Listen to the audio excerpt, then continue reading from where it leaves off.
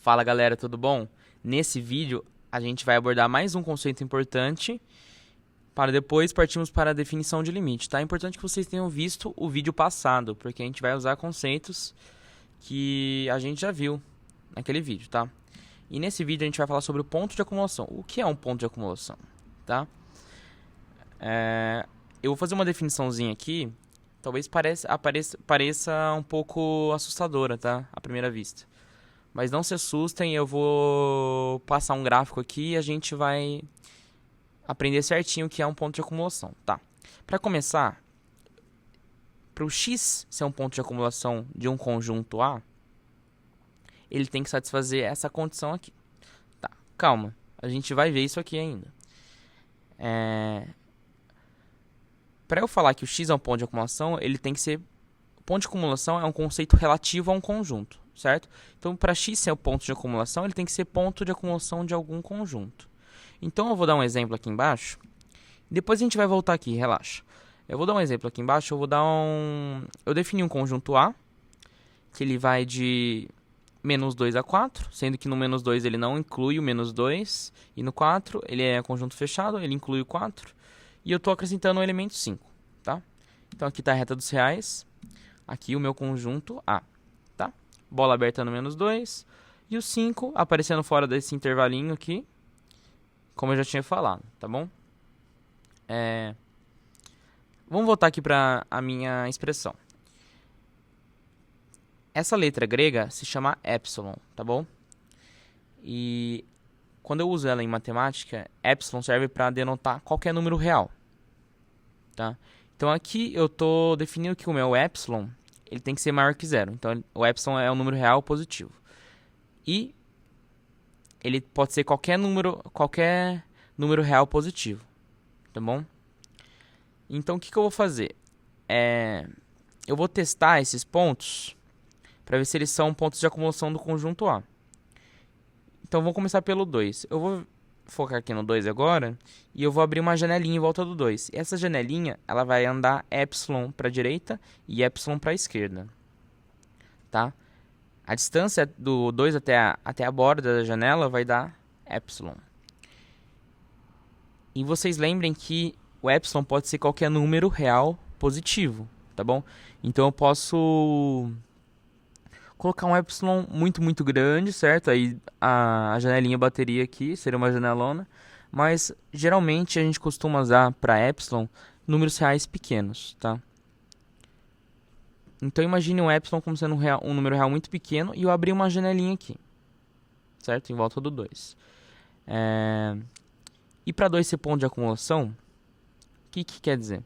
Nesse caso eu tô focando no 2, então o 2 vai ser o meu x aqui. Eu estou checando se esse x é um ponto de acumulação. Vamos continuar. Eu já falei disso aqui, abri a janelinha. Agora vai ter que existir um y pertencente ao conjunto A, ou seja, ele tem que estar na parte vermelha. E qual que é a propriedade desse y?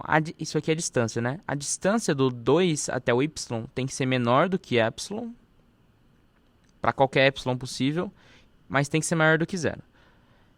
Dizer que a distância entre 2 e y tem que ser menor do que epsilon quer dizer que o y tem que estar ou aqui, né?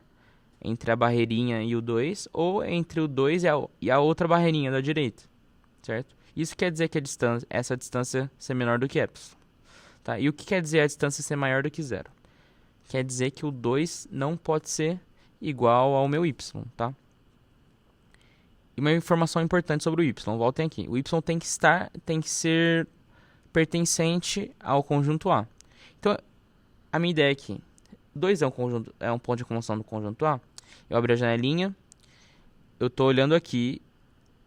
Existe algum y aqui? Que a distância seja menor do que epsilon e seja maior do que zero? Existe. Esse y, ele é pertencente ao conjunto A, certo?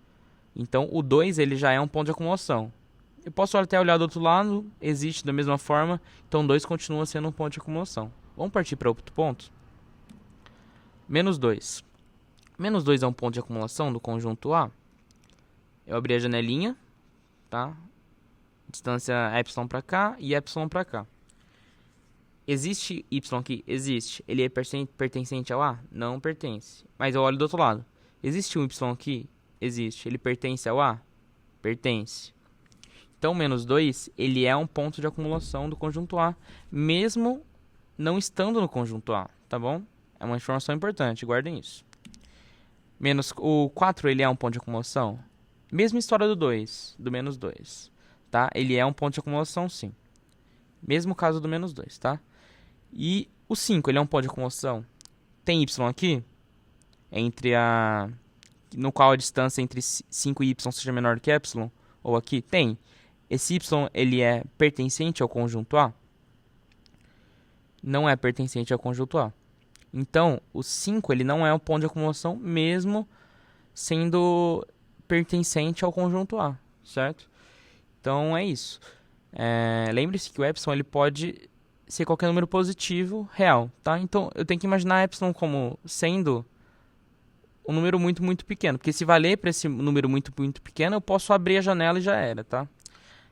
Duas informações importantes e que eu já falei nesse vídeo, mas que é bom relembrar. Para um ponto ser ponto de acumulação de um conjunto, não necessariamente ele deve estar no conjunto, caso do menos 2.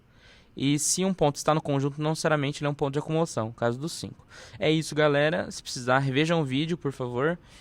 E é isso. Um grande abraço. Falou!